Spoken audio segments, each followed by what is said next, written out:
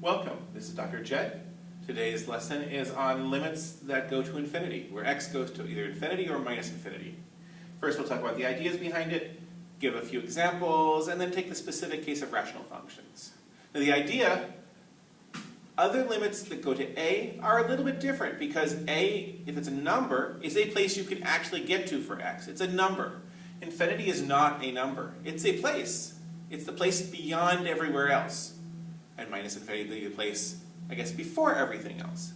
So if you look here, infinity is what happens to x as you go out and out and out without stopping. You can never get there. There is no place that is infinity.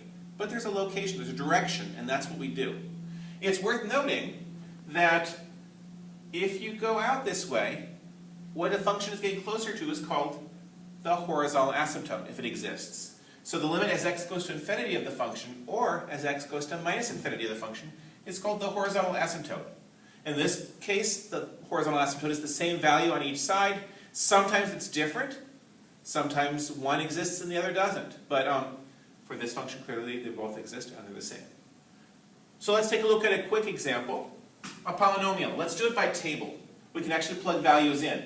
So the function is minus 8x to the sixth plus 1,290x cubed plus x squared minus 2. Notice this term is really big, but as it turns out, it's not really important. Let's plug some values in. I took a calculator and plugged them in, and what I get is, just with a few digits, this is minus 6.7 times 10 to the sixth. This is minus 8 point something times 10 to the 12th, minus 8 point something times 10 to the 18th, and minus 8 point something times 10 to the 24th. And because we have x's everywhere, I'm going to change these to asterisks to represent multiplication. Take a look at these values. What term is significant? Look, it's this term. Why? Why is that term the most significant? Because actually, if you think about it, when x is really, really large, well, x squared is bigger, but x cubed is a lot bigger, and x to the sixth is so much bigger that no matter what number you have here, no matter what number this is, it can't compete with the extra powers of x. So ultimately, the only term that makes a difference is the one with the biggest power of x. Now this particularly helps us in the case of rational functions, but I haven't answered this yet. Where is this going?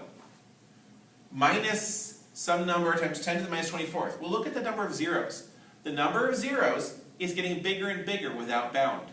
Hopefully you can see, each time I add another 0 to x, I'm adding 6 more zeros to the function. So that means this is going towards minus infinity. Now I wouldn't actually need a table for this. I could reason it out. If I plug in a big number, x to the sixth is going toward infinity. At minus infinity, because I'm squaring, it's still going to infinity. The minus in front of here gives us 1 negative. So that makes that minus infinity. Let's look at the rational cases, though. With rational functions, you've got polynomial over polynomial. The same idea is going to apply. If I'm going towards infinity, I look at the biggest powered term divided by the biggest powered term. Now look, in this case, those terms are exactly the same except for the minus sign in front.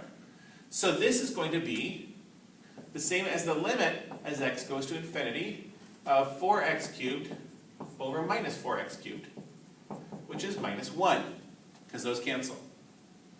The other terms do not ultimately make any difference. How about this one?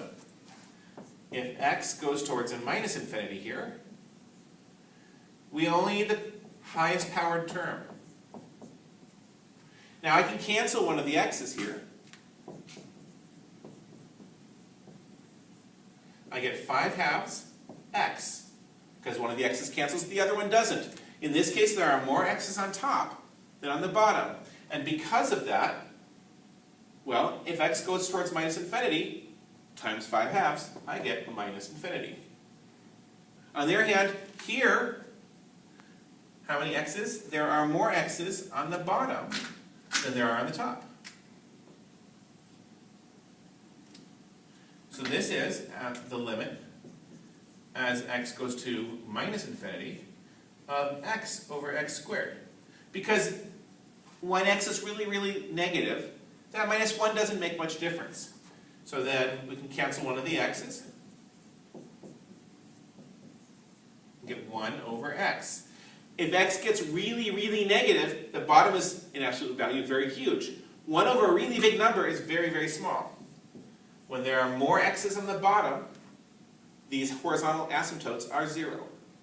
When there are more on the top, there is actually no horizontal asymptote, but the limit is infinity or minus infinity. And when it's the same, we get a number that's not 0. Until next time, this is done.